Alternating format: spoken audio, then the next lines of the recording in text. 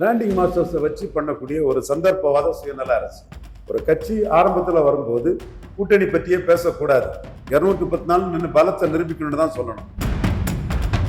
சிவகார்த்தி சீமானை பார்த்ததும் ஒரு காரணம், சிவகார்த்தி தந்தை தாஸ் அவரோட தியாகத்தை பேசி நம்ம அவருக்கு ஒரு பெரிய இமேஜை கொடுத்ததும் ஒரு காரணம். அதுல மறந்துட்டாரு. முதல் 2 வருஷம் விஜய் இல்லப்பா நீ 5 வருஷமே வச்சுக்க, நான் தனிச்சேர்ந்து சீமான் சொல்லிட்டு போயிட்டாரு. பெரிய சிஎம் கேண்டிடேட்ங்கிற இமேஜ் ஜனநாயகம் வர்றது வர அப்படியே கொண்டு போய் கடைசி படம் சிஎம் கேண்டிடேட்னா ஜனநாயகத்துக்கு நீங்க செலச்ச 10 கோடியை விட உலகம் ஃபுல்லா வந்து ஒரு 50 கோடியாவது அதிக வசூலை கொடுக்கும் இந்த பிராண்டிங். இது நம்ம 10 கோடி செலவுல 40 கோடி லாபம்னு சொல்லும்போது, அப்போ ஸ்டாலின் ஏன் விஜய் மேல கேஸ் போடலைன்னா, நாளைக்கு காங்கிரஸ் கூட்டில் அவருக்கு ஒரு 5-6 சீட்டை கொடுத்து உள்ள கொண்டு வரதுக்குள்ள ஒரு முயற்சி ஸ்டாலின் இருக்கு. வண்டியெல்லாம் வச்சு கடத்திருக்கோம்பா, ஏதாவது கொஞ்சம் கொடுங்கன்னு பேரம் பேசி வேற கீழே போகும்போது ரொம்ப கீழே விழுவாங்க பாத்தீங்களா. அதனால இவங்க பலம் நிரூபிக்காமலே பேரம் பேச வந்தவங்களுக்கு எங்கேயும் பேரம் தேராது. கூட்டணி காங்கிரஸ் கிடையாது, திமுக தான். அப்படி திமுக கூட்டணிக்குள்ள காங்கிரஸுக்கு உள்ஒதுக்கீடு விஜய் வருவார்.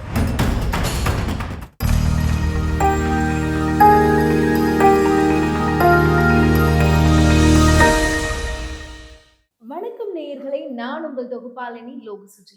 இன்னைக்கு அரசியல் குறித்து பல்வேறு விஷயங்களை தெளிவா விரிவா பேசுறதுக்காக அரசியல் விமர்சகர் திரு ரவீந்தர் துரைசாமி அவர்கள் நம்மிடையே இணைந்திருக்காரு. வாங்க பேசலாம். வணக்கம் சார். வணக்கம் மேடம். எப்படி இருக்கீங்க? நல்லா இருக்கு மேடம். நல்லா இருக்கீங்களா மேடம்? நல்லா இருக்கேன் சார். விஜய் அவர்கள் அவர் விஜயோடைய அந்த தாவேகாவோட கூட்டணின்னு எடுத்துக்கிட்டா அதிமுக கூட்டணிக்கு வருவாங்க, காங்கிரஸ் கூட்டணி வச்சுப்பாங்க, ஏன் நாம் தமிழர் கட்சியே கூட்டணி வைப்பாங்கன்ற பேச்சு போச்சு. இது எல்லா பக்கமுமே டிவிக்கே கூட கூட்டணி வைப்பாங்களான்ற அந்த கேள்வி மட்டும் சுத்திக்கிட்டே இருக்கே. உண்மையாவே விஜய்க்கு மக்கள் செல்வாக்கு அவ்வளவு இருக்கா, இல்ல இது ஒரு அரசியல் விளையாட்டு தானா தனக்கு செல்வாக்கு நிரூபிக்கிறதுக்காக? பிராண்டிங் மாஸ்டர்ஸை வச்சு பண்ணக்கூடிய ஒரு சந்தர்ப்பவாத சுயநல அரசு. ஒரு கட்சி ஆரம்பத்தில் வரும்போது கூட்டணி பற்றியே பேசக்கூடாது, 234 நின்று பலத்தை நிரூபிக்கணும்னு தான் சொல்லணும். ஒரு கட்சி இன்னொரு கட்சியில இருந்து ஸ்பிளிட் ஆகி வருதுன்னா, திமுகவில் இருந்து ஒரு கட்சி எம்ஜிஆர் ஸ்பிளிட் ஆகி வந்தார்னா, திமுகவோட கூட்டணியில இருந்த காங்கிரஸ், சுதந்திரா கட்சி, சிபிஎம், சிபிஐ, ஃபார்வர்ட் பிளாக், முஸ்லீம் லீக் இவங்க கூட கூட்டணிக்கான முயற்சியை பண்றதுல தப்பு இல்லை. ஏன்னா அது வந்து புது கட்சி இல்லை, ஒரு பிளவு கட்சி, குடும்ப பாகப்பிரிவினை. Number 1 MGR Kalaignar, number 2 MGR, 1 and 2 தகராறு. நான் தான் நம்பர் 1 நிரூபிக்க போறேன்னு அண்ணா பேரை சொல்லி அவர் கட்சியை இது பண்ணி, ஜிஆர் எட்மன் சார் எங்க சீனியர், காளிமுத்து அண்ணன், ஆலடியார்னா, இப்படி கே.ஏ. கிருஷ்ணசாமி, ஆரம்பிரப்பன் தான் மெயின், எல்லாம் சேர்ந்து எடுத்து ஒரு ஆலடியார்னா, செங்கோட்டையன், இப்படி எல்லாம் சேர்ந்து ஒரு ஸ்பிளிட் ஆகி போறது. அது ஒரு தன்மை. ஒரு புது கட்சி புது கொள்கையை சொல்லிக்கிட்டு வரக்கூடியவங்க எக்ஸிஸ்டிங் பார்ட்டி எல்லாத்தையுமே குறை சொல்லிட்டு தான் வரணும். எக்ஸிஸ்டிங் பார்ட்டி எல்லாம் சரியில்லானால்தான் நீ புது கட்சி ஆரம்பிக்கிற. எக்ஸிஸ்டிங் பார்ட்டியோட கூட்டணி வைக்கிறதுக்கு நீ பண்ணினீங்கன்னா அவன் பாப்புலாரிட்டியை காசாக்குற, வியாபாரமாக்குற. அஜித் பண்ணல, சிவகார்த்தியம் பண்ணல, நீ அதை வியாபாரம் பண்றங்கிறது சீமானுக்கு குற்றச்சாட்டு அந்த இடத்துல சரியாகுது. ஆனா நீங்க கூட்டணிங்கிறதுலே ஜனநாயக படத்துக்கு ஒரு பப்ளிசிட்டி தேடுறதுக்கும், அந்த படத்துக்கு ஒரு அரசியல் கட்சி தலைவர் படம்னு ஒரு போக்கஸ் கொடுக்கறதுக்கும், அந்த பிராண்டிங் வந்து உங்க பிசினஸுக்கு செயல்படுது. ஸோ உங்க பிசினஸ் எக்ஸ்பென்சஸ் வந்து அதை சரி கட்டுது. அந்த பிசினஸ் எக்ஸ்பென்ஸுக்காக தான் சினிமாவில் உங்களை பற்றி பேசணும்லாம் அரசியல்ல வந்து உங்களை பற்றி பேசலாம். It is மியர் business expense. ஆனா இப்போ இந்த திரைப்படத்தை தாண்டி அதுக்கப்புறம் படமே இல்லையே சார். பிசினஸ் அப்படின்னு நீங்க சொல்றீங்க, அதன் பிறகு அவர் அரசியல்ல தான் இறங்க போறேன்னு தானே சொல்றாரு. இதுக்கப்புறம் அவர் என்ன பண்ணுவார்? அப்போ இன்னைக்கு அவருக்கு 50 வயசு தாண்டிட்டு 55 வயசு வரை அவருக்கு மார்க்கெட் இருக்குன்னு எதிர்பார்க்கலாம் ஒரு நார்மல் கோர்ஸ்ல. அப்போ அவரு 5 வருஷம் நடிக்காம இருந்தாதான் கடைசி படம்னு சொல்ல முடியும். 55 வயசுக்குள்ள என்னைக்கு வேணாலும் அவர் நடிக்கலாம். சிரஞ்சீவி அரசியலுக்கு போயிட்டு வந்து நடிச்சாரு. எத்தனை பேர் அரசியல்ல இருந்துகிட்டு நடிச்சுட்டு தான் இருக்கிறாரு. பவன் கல்யாண், ஓஜி கூட இப்ப வந்தது, டெப்டி சீஃப் மினிஸ்டர் ஓஜி கூட இப்ப வந்தது. சோ இது நான் அரசியலுக்காக நான் கடைசி படங்கிறது இந்த படத்துக்கு ஒரு மார்க்கெட்டிங் பண்ணதுக்கு தான் பண்ணாரு. சிஏ எதிர்ப்புங்கிறது முஸ்லிம் மக்கள் மத்தியில இந்த பீஸ்ட் படத்துல அவங்க சாபம் போட்டதை நியூட்ரலைஸ் பண்ணதுக்காக இது பண்ணாரு. அது மனசுல முஸ்லீம் ஆடியன்ஸ் நமக்கு குறைஞ்சிட்டாங்களோங்கிற எண்ணம் இருக்கனால தான் அதை பண்ணிட்டு இருக்கிறாரு.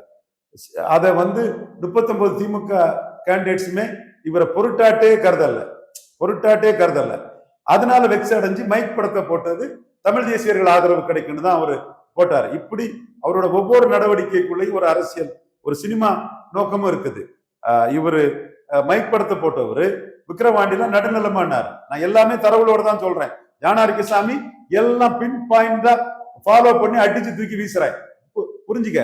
அப்போ நீங்க மைக் படத்தை போட்டவங்க விக்கிரவாண்டியில வந்து நடுநிலைமாண்டீங்க. டக்குன்னு சிவகார்த்திகேயன் போல்டா வந்து சீமான பார்த்துட்டாப்புல. உடனே இது பாப்புலர் ஆகி சமூக வலைத்தளத்துலாம் விஜய் கோலத்தனமா இருக்கிறாரு, சிவகார்த்திகேயன் போல்டா வந்து ஒரு தமிழ் தேசிய தலைவரை மற்றவங்க பார்க்க தேங்கக்கூடிய தலைவரை பார்த்துட்டாருன்னு பப்ளிசிட்டி ஆகவும் நீங்க கள்ளக்குறிச்சி சாராய சபை பார்த்தீங்க. அதுவும் நிக்கலன்னு தெரியும் போது நம்ம போன்றவங்க எல்லாம் சிவகார்த்தியனை நாட்டுக்காக தியாகம் செய்த ஐயா சீனிவாச ஐயங்கார் மகன் கமலஹாசன் மேல நமக்கு ஒரு அன்பும் பாசமும் இருக்கிற மாதிரி நாட்டுக்காக தியாகம் செய்த ஐயா தாஸ் அவரோட மகன் சிவகார்த்தியன் நம்ம அதை ஊழ்ந்து பேசக்கூடிய ஒரு சூழ்நிலையில சிவகார்த்தியன் இமேஜ் உயருதுன்னு இவரே சிவகார்த்தியன் நல்லா தட்டி தூக்கிட கூடாதுன்னு கோட் படத்துல வந்து துப்பாக்கியை கொடுத்து சிவகார்த்தியன் கையில கொடுக்குறோம்னு சொன்னா சிவகார்த்தியன் சீமானை பார்த்ததும் ஒரு காரணம், சிவகார்த்திய தந்தை தாஸ் அவரோட தியாகத்தை பேசி நம்ம அவருக்கு ஒரு பெரிய இமேஜை கொடுத்ததும் ஒரு காரணம். அதுல மறந்துட்டாரு. சிவகார்த்தியன் எதுவுமே முயற்சி பண்ணல, இயல்பாதான் ஆளு, இந்து கிறிஸ்டின் முஸ்லீம் தமிழர் மலையாளி எல்லாராலையும் அபிமானம் பெற்ற ஒருத்தர், ஜாதி மதம் கடந்த ஒருத்தர் தான். பட் நாம அவருக்கு ஒரு பெரிய இமேஜ் கொடுக்கறதும் சீமான அவர் பார்த்ததும் அவருக்கு வந்து துப்பாக்கியை வந்து கோட் படத்துல கொடுத்தாரு. அப்ப இதுக்குள்ள அவரோட சினிமா ஸ்ட்ராட்டஜி இருக்குது. எல்லாமே சினிமா ஸ்ட்ராட்டஜில இந்த படத்தை வந்து மிகப்பெரிய படமாட்டு கொண்டு போகணுங்கிறதான் அவரோட நோக்கம். அரசியலை விட இதுதான் ஒரு நோக்கம்.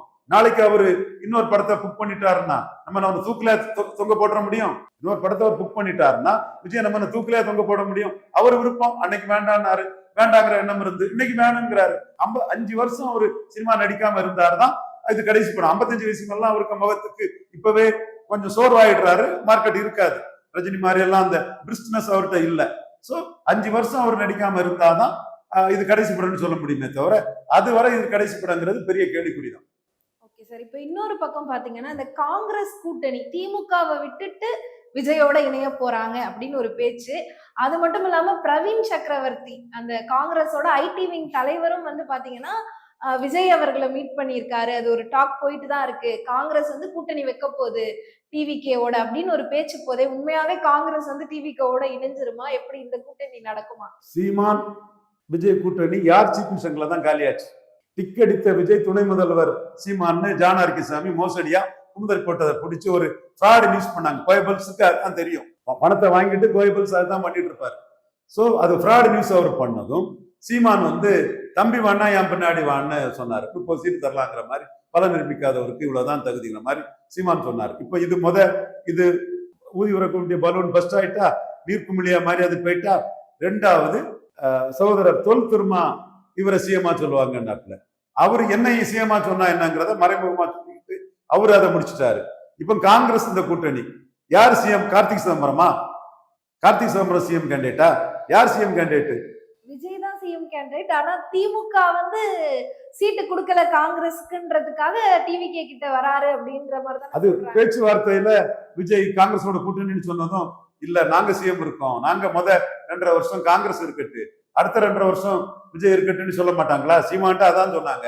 2.5 வருஷம் நாங்க, 2.5 வருஷம் நீங்க, 2.5 வருஷம் விஜய்.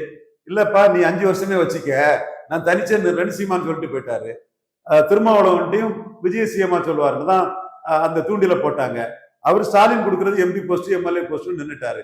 அப்ப திருமாவளவனுக்கு தெரிஞ்சது ராகுல் காந்திக்கு தெரியாதா? பலன் நிரூபிக்காத இவரை நம்பி எப்படி போவாங்க?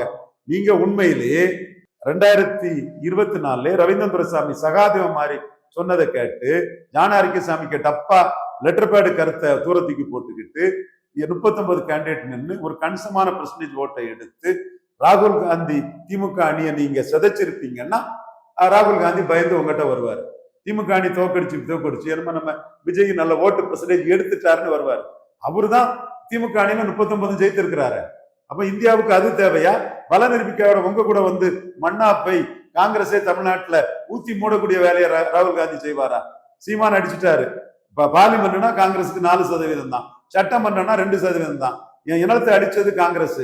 நீங்க அந்த டைம்லயும் ராகுல் காந்தி போய் ராஜ்யசபாக்கு நின்று ஒரு சந்தர்ப்பவாதி. அப்போ சீமான் என்ன சொல்றாரு? 2% காங்கிரஸுக்கு 117, விஜய்க்கு 117, 50-50ன்னா விஜய்க்கு பணம் 2%, 3%. நீங்களே களம் வரதுக்கு முன்னாடி ஒத்துக்கிட்ட மாதிரிலாம் அது ஆகும். அப்ப நீங்க தினகரன் கிட்ட போனாலும் தினகரன் 60 சீட்டு கேட்பாரு. அப்ப 60 சீட்டு தினகரன் கொடுத்தீங்கன்னா அப்போ உங்க பலம் வந்து 3% தானே அர்த்தம். கிருஷ்ணசாமி கிட்ட போனா 20 கேட்பாங்க. பலம் நிரூபிக்காத உங்களை நம்பி எப்படிங்க ஒரு கூட்டணி தொகுதி பங்கீடு நடக்க முடியும்? அட்டுத்தனமா ஜான் ஆரோக்கியசாமி அரசியல் ரீதியா ஜான் ஆரோக்கியசாமி பண்ணது அட்டர் பிளாப், ஒரு பிளாப் பிராண்டிங் மாஸ்டர், கான்செப்ட் இல்ல. பட் அவர் ஒரு சினிமாவுக்காக பண்ணாருன்னா அது சக்சஸ். விஜய் ஒரு பெரிய சிஎம் கேண்டிடேட்ங்கிற இமேஜ் ஜனநாயகம் வர்றது வரை அப்படியே கொண்டு போய் கடைசி படம் சிஎம் கேண்டிடேட்னா ஜனநாயகத்துக்கு நீங்க செலச்ச 10 கோடியை விட உலகம் ஃபுல்லா வந்து ஒரு 50 கோடியாவது அதிக வசூலை கொடுக்கும் இந்த பிராண்டிங். இது அப்ப 10 கோடி செலவுல 40 கோடி லாபம்னு சொல்லும் போது அந்த பிசினஸுக்கு லாபம் தான். அரசியலுக்கு இது டப்பா, வேலைக்கு ஆகாது, சந்தர்ப்பாதோனி ஆகி போகும். கமலஹாசன் பிரசாந்த் கிஷோரோட அரசியல் இது கீழே போயிடும். Okay sir. இப்போ அது மாதிரி இப்ப நம்ம காங்கிரஸ் திமுகவை பேசுவோம். ஏன்னா ஏற்கனவே பாத்தீங்கன்னா திமுக வந்து ரொம்ப கம்மியான ஒரு சீட்டை தான் கொடுத்தது காங்கிரஸ்க்கு. இப்போ பாத்தீங்கன்னா இந்த பீகார் தேர்தல்ல காங்கிரஸோட நிலைமையும் என்ன அப்படிங்கறத காமிச்சிருச்சு. அப்படி இருக்கும்போது திமுக இனி காங்கிரஸ் எப்படி பார்ப்பாங்க? இன்னும் ரொம்ப கம்மியா சீட்டுகள் கொடுத்து ஒரு 10 இடம் அந்த மாதிரி சும்மா பேருக்கு காங்கிரஸ் தமிழ்நாட்டுல வச்சிருப்பாங்களா? இதுதான் இந்த கேள்வியும் என்னோட முன்னாடி கேட்க வச்சது. இதனால தாவேக்காக்கு போவாங்களான்னு. இப்ப காங்கிரஸோட நிலைமை என்னவா இருக்கும்? இதுல அவங்களுக்கு ஒரு வின் சிச்சுவேஷனா ஸ்டாலின் உருவாக்குவார். ஸ்டாலின் ஒரு மெச்சூர் பொலிட்டிஷியன், பெரிய கலைஞருக்கு தவறுகள் வந்து பாடம் படிச்சவர். அதனால விஜயை வந்து அவரை எதிரியா பார்க்கல. விஜய் தான் சும்மா டிவிகே டிஎம்கேன்னு சும்மா ஏட்டு சுரக்கா கதை சீமான் சொல்றாங்க அந்த மாதிரி பேசிட்டு இருப்பாரே தவிர அதை ஸ்டாலின் சீரியஸா பார்க்கல. சீமானே ஸ்டாலின் மேல ஒரு குற்றச்சாட்டு வைக்கிறார். ஒரு டிரைவர் ஆக்சிடென்ட் பண்ணா டிரைவர் மேல அக்யூஸ்டா கேஸ் போடணுங்கிறார். விஜய் மேல கேஸ் போடலைங்கிறத சீமான் வந்து ஸ்டாலினை அடிக்கிறார்.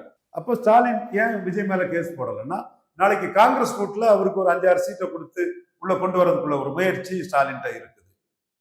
அது அந்த அடிப்படையில தான் வந்து யாரும் தன் தொண்டரை சாக விரும்ப மாட்டாங்கன்னு விஜய்க்கு வந்து கிளீன் சிட்டை ஸ்டாலின் கொடுத்தாரு. அப்போ விஜய் தாவேக்கா திமுகவுமே கூட்டணி ஆகும்ன்ற சொல்றீங்க? அதான் வேற வழி இல்லாம நீங்க இந்த ஒரு சுந்தர்சி படம் ஒண்ணு பாத்தீங்களா?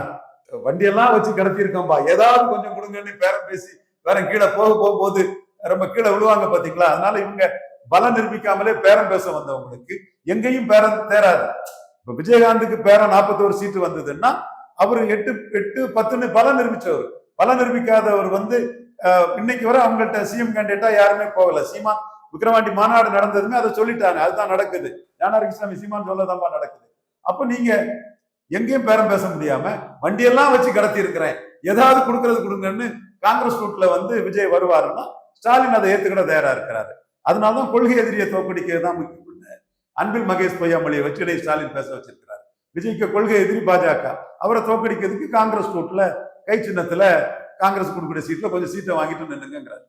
Okay sir. இப்ப கூட்டணி காங்கிரஸ் கிடையாது, திமுக தான். அப்படி திமுக கூட்டணிக்குள்ள காங்கிரஸுக்கு உள் ஒதுக்கீடு விஜய் வருவார். அரசியல் குறித்து பல்வேறு விஷயங்கள் சொன்னீங்க சார். நிறைய கேள்விகளுக்கு பதில் கிடைச்சது. உங்களுடைய நேரத்துக்கும் தகவலுக்கும் ரொம்ப நன்றி சார். நன்றிம்மா.